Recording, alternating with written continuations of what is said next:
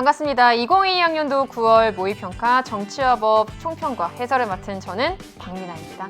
자, 일단 수고 많으셨습니다. 우리 정치와 법 이번 9월 모의평가 그 어떤 해보다 올해 치러진 그 어떤 모의평가, 어떤 전국연합학력평가보다 어려웠습니다.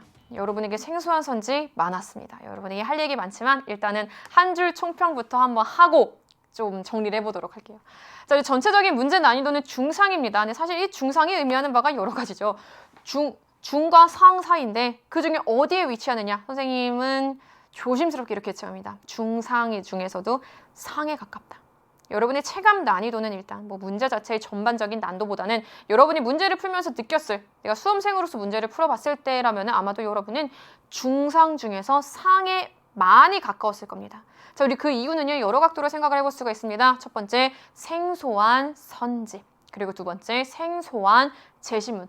대표적으로는 국제문제, 국제관계를 바라보는 관점이 그렇게 토끼랑 사슴 얘기가 나올 줄 누가 알았어요. 자, 그리고 생소한 제시문. 우리 이번에 10번 문제 몇 명 나왔어요? 갑을, 병정, 그리고 갑과 을의 친구 무가 자신의 아이 D를 이렇게 키워줘. 이게 양자 A, B, C, D 등장인물 9명이었습니다. 자, 우리 타임어택 문제. 거기다 선거 결과 분석, 현행의 개편안 1안과 2안까지. 우리 세 개의 조합이었어요. 생소한 선지, 생소한 제시문, 타임어택 문제. 아니, 왜 이렇게 어렵게 나왔을까? 나 이렇게 체감 난이도가 너무 힘들었을까? 나 문제 풀면서 왜 이렇게 힘들었지? 라고 자책을 하기보다는요, 이제 마음의 준비를 합시다. 우리 수능 이렇게 나올 것 같아요. 이렇게 수능 나올 가능성 매우 높습니다. 이제는 꼼꼼하게 내용 하나하나, 단어 하나하나 나올 가능성 높고요. 타임어택 문제가 조심스럽게 선거 결과 분석 쪽보다는 상속, 특수불법행위 쪽으로 나올 가능성이 높다라고 한번 예측해 볼 수가 있습니다. 그럼 우리 전반적인 문제 한번 분석해 보도록 하겠습니다.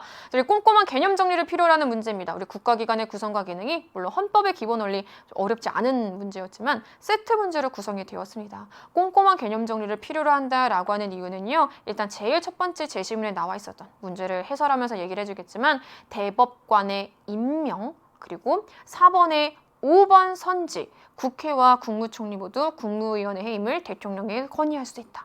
라고 하는 내용 사실 수능 특강, 수능 완성에 다 나와 있는 내용들입니다. 이렇게 꼼꼼하게 하나씩 알아야지 4번 문제 풀 수 있었던 거. 그리고 12번 민법의 기본 원칙. 선생님이 이 내용을 얘기를 해주고자 하는 거는요. 사실 지금까지 나왔던 민법의 기본 원칙들은 전략적인 단원들이었어요.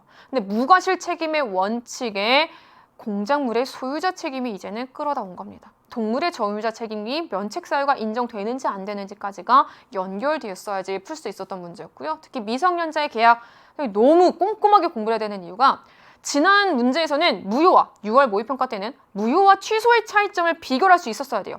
그리고 수능 문제에서는 철회와 취소의 차이점을 기억을 했어야 되는데 이번 문제에서는 추인의 의미를 아는 것이 바로 포인트였습니다. 그리고 함정이 숨어있는 문제 9번 정부 형태.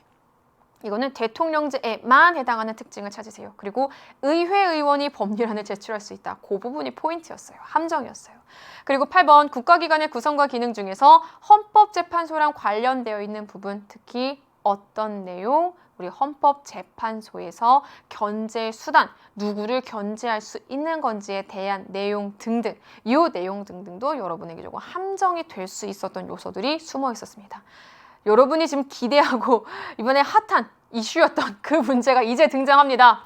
상속 문제. 사실 우리 알고 있어. 이게 상속이라고 간단하게 적을 만한 그 정도의 우리에게 많은 걸 시사하고 있었어요. 10번 문제. 갑을, 병정무, A, B, C, D 이렇게 다 같이 이렇게 살고. 타임어택 문제였습니다. 이제 타임어택 문제가 어떻게 등장한다고요? 선거 결과 분석보다는 상속 요쪽으로 나올 가능성이 특수불법행위 쪽으로 특히 어떤 식으로 경우의 수 나누어서 이렇게 등장할 가능성이 높습니다. 자, 우리 20번 선생님 우리 선거 결과 분석이 타임어택 문제 최고 킬러 문항이 아니라면서요 라고 하는데 사실 킬러 문항이 여러 각도로 생각할 수가 있어요. 문제 자체의 난도가 이렇게 높아서 킬러 문항이 될 수도 있는 거고 혹은 시간이 오래 걸려서 킬러 문항이 될 수도 있는 겁니다. 선거 결과 분석은 지금까지 난도가 어렵고 문제가 어렵고 길고 시간이 오래 걸려서 종합적으로 킬러 문항이었다면요. 최근의 경향성은 어떻습니까? 킬러 문항이 될 때 20번에 배치해서 앞에 분에서 시간을 많이 쏟고 20번에 왔을 때 시간이 조금 부족해서 킬러 문항이 되는 경우가 종종 있습니다. 우리 풀어보면 알겠 건데요. 사실 선거 결과 분석 문제 난도 자체는 그렇게 막 높지 않았습니다. 하지만 앞에서 막 가불병정무 ABCD를 풀다가 많은 시간이 걸려서 여기에서 조금 계산이 틀릴 수도 있을 것 같아요. 어쨌거나 여전히 타임어택 문제로서 킬러 문항으로 존재한다라는 것까지. 자, 우리 한번 살펴보세요. 1쪽, 2쪽, 3쪽, 4쪽. 정말 어느 쪽 하나 수월하게 넘어가지 못했을 겁니다. 그럼 이제 우리에게 남아있는 과제 한번 얘기해봐야 되는 거겠죠. 지금 우리가 이 시험을 보고 나서 한 일주일 정도 있다가는요. 대입 수시 원서 접수 기간입니다. 자, 우리 수시 원서를 접수를 하건 하지 않건 간에 흔들리지 맙시다. 수시 접수를 하는 재학생들, 재수생들, N수생들 수시 접수를 할 때 마음이 당연히 흔들리고 동요될 수 있고 준비해야 되는 서류 많다라는 거 알고 있습니다. 흔들리지 맙시다. 자, 우리 수시 접수 기간 동안에 수시를 접수하지 않는 수험생들도 흔들리지 맙시다. 아, 나도 했어야 되나? 아, 우리 수시 접수 기간인데 나는 뭐 하고 있지? 야, 괜찮을까? 흔들리지 맙시다. 우리가 던진 주사위, 우리 머리 위에 물음표로 띄우지 맙시다. 느낌표만 딱 띄웁시다. 그리고 탐구 공부 시간을 좀 확보해 주세요. 자, 두 번째, 개념의 빈틈 또는 아직 정리 못한 개념은요. 진짜 추석 전에 마지막 기회입니다. 아직도 개념의 빈틈이 있는 부분이 있을 수 있어요. 아예 이제는 대놓고 얘기해요. 선생님 저 근로자유관리 안 봤어요. 선생님 저 부당노동행위 그쪽 안 봤어요. 안 봤으면 이제 추석 전이 마지막 기회입니다. 그 이후로는 미루지 맙시다.